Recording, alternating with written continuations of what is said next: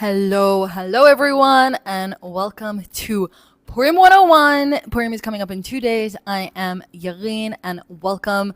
I'm so excited to dive in. Purim is super jam-packed with so many amazing ideas and depths and secrets. And in Judaism, we usually start preparing for the Chagim for each festival 30 months in advance. Why?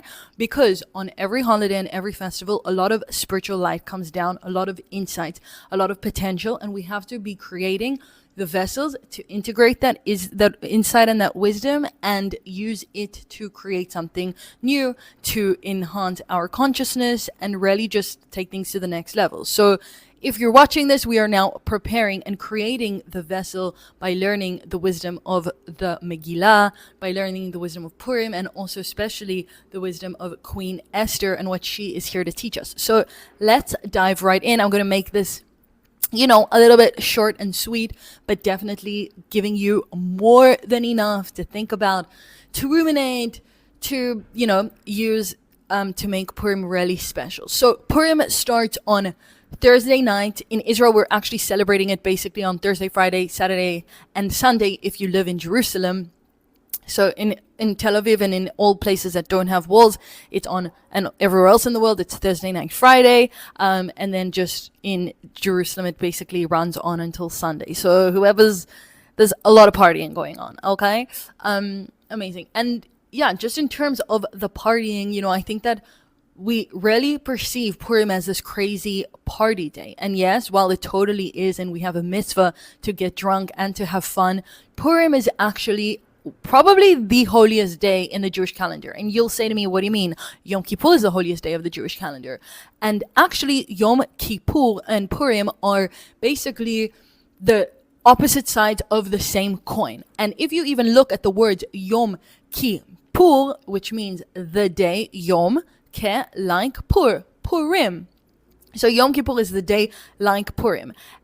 On the one hand, we have Purim, which is a day of a lot of physicality. We eat, we drink, we dress up, we party, we, just have a mad, very physical, materialistic, almost costume time. But then on the other hand, we have Yom Kippur, which is a spiritual, more disconnected from physicality, where we fast, where we wear all white, when we don't feast, we don't party, we just pray. And these are kind of two sides of the same coin. It's interesting though, because both of them kind of have a few things in similarity. Like on Purim, we fast on the fast of Esther and then we feast, and on Yom Kippur we feast and then we fast. But also on both of them we come pleading for our lives to the king. On Purim, the Jewish people were going to be annihilated and we come to God and pray for our lives. And on Yom Kippur, we kind of do the same. So there's all these different connections between Yom Kippur and Purim. But what we really need to know is that Purim is a very, very spiritual, amazing, powerful day. And we need to learn how to use it and do all the mitzvot with intention and with light. So what are the 4 mitzvot that we have to do on Purim? Before I kind of get into the spiritual juicy stuff, let's just have a recap. Number 1, Purim is a day when we read the Megillah once at night and once during the day. We also have an amazing feast where we drink, we eat, we wash our hands and make hamotzi on bread, and that kind of fulfills the mitzvah. And then we also have mishloach manot, which is food gifts that we send to our friends. And a very interesting thing that I heard is maybe this Purim, you shouldn't just send mishloach manot to people that you like, but maybe you should send it to someone that you have a little bit of a with, maybe someone in your neighborhood that... Anyway, you know what I'm talking about. So maybe there is this person that is less comfortable for you to share your mishloach manot with, and this is really an opportunity to kind of nullify the ego, create peace, and give the mishloach manot to someone that you wouldn't normally give to. The last one is matanot le'evyonim, which is a charity. In Judaism, we know that when we give charity, we're creating space for more energy to flow into our lives. So if Purim is a special day for prayer, by us giving charity, we're creating more of a vessel for those prayers to come down. So there's all these amazing mitzvot that we can do to connect to the day, beyond just partying and having a good time and dressing up, which is obviously also very important. But we also need to not forget about those unique things that are specific to the Chag. So let's have a recap of the Purim story.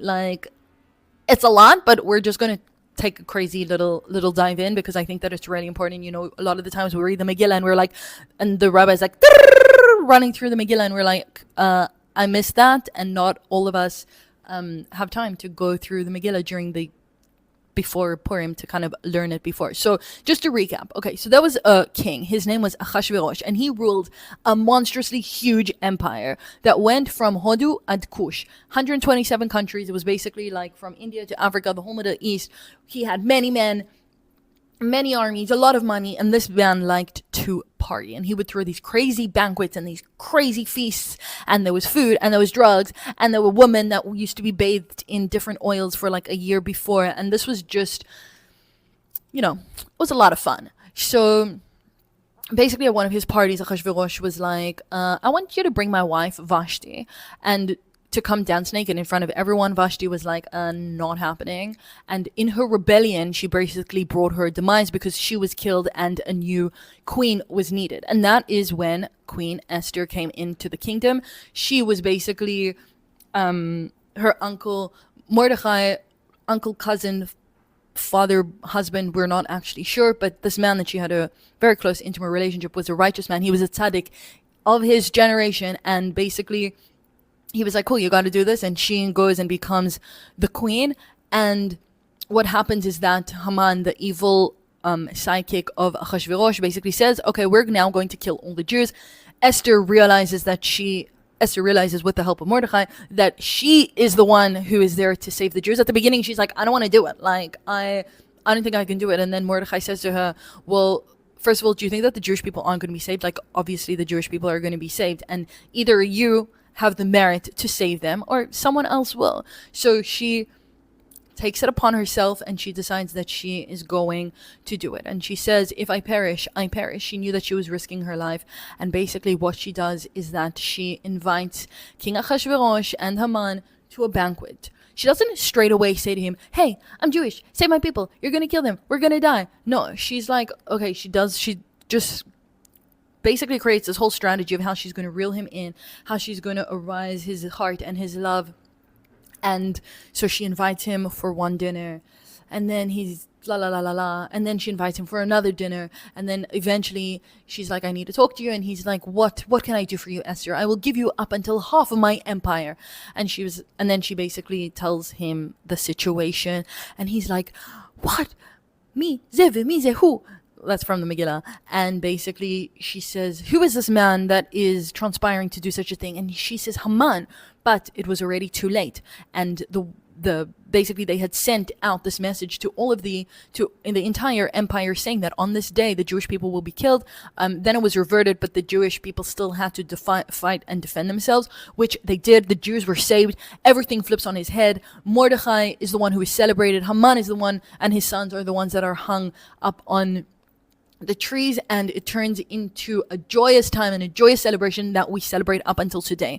And I think that this entire Megillah, there is so many things that are so, I feel, in this life and living in Israel, that I'm just reliving these moments and these stories over and over again. And one of the things about the Megillah is that actually, there's no part where Hashem is mentioned. So this whole thing is a hidden miracle. In contrast, for example, to Pesach, where on Pesach, Passover, the miracle of Pesach is so clear. Like, God splits the sea. God does the 10 plagues. Everything is just like these crazy, above nature miracles.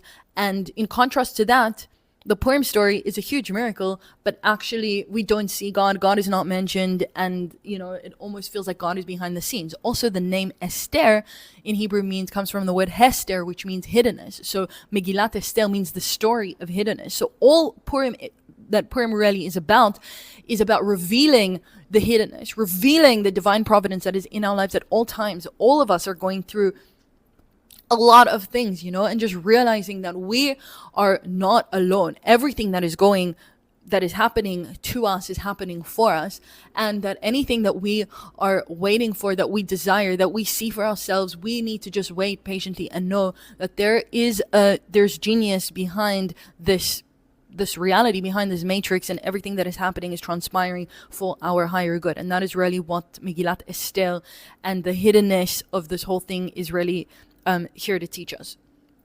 So, whew, um, I wanted to now tap into the different archetypes of feminine wisdom and of feminine archetypes that we have in the Megillah. So we basically have three women that are mentioned. The first is Vashti, which is the first wife of Achashverosh. The second is Esther, our queen. And the third is Zeresh, which is the wife of Haman. And these three women kind of show the relationship between the masculine and the feminine. We have Vashti and the feminine, and each woman towards herself. But we have Vashti, who basically creates change through being rebellious.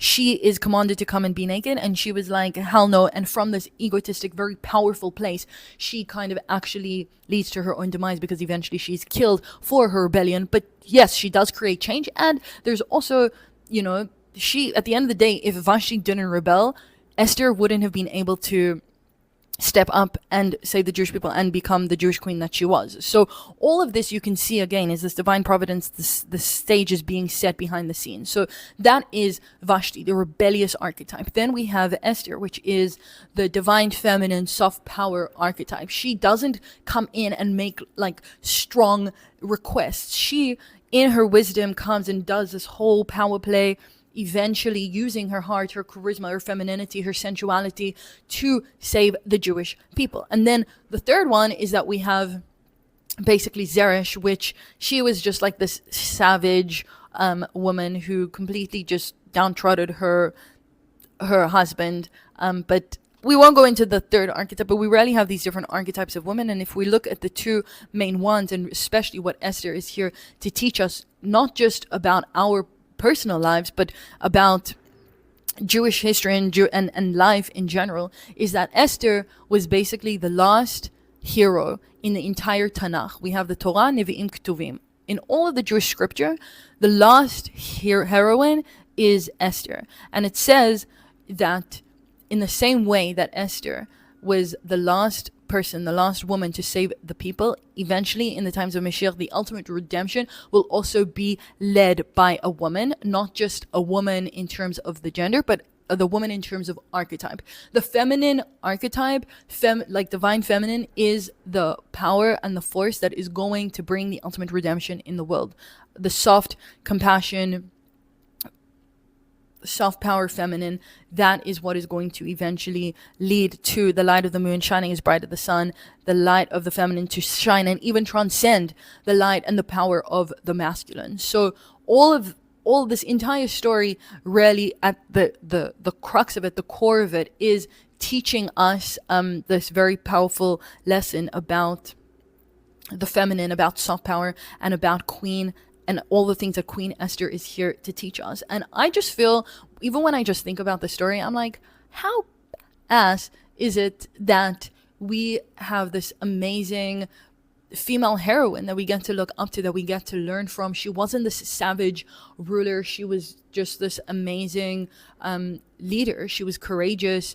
She also knew how to unite Am Yisrael. Before she actually went to the king, she said that she needed spiritual help. So she asked all of the Jewish people in all of the empires to fast, and she basically had the power to create unity. And that is really all that Am Yisrael needs right now. We need unity. We need to come close to our Jewish identity, not on just the superficial level, like, yes, be proud Jews, do our thing, but to really take that responsibility into our homes, into our communities. What does it look like to lead a Jewish life? What does it look like to lead a Jewish home? What does it look like to bring more Torah into my life, to make Shabbat a part of my life, to make Jewish community a part of my life? I really think that every time we experience these holidays and these festivals, it is an invitation to really step up, to take things into the next level, to make decisions, to set goals, to think about, okay, what does the next month look like? What does the next year look like? How can I embrace this more?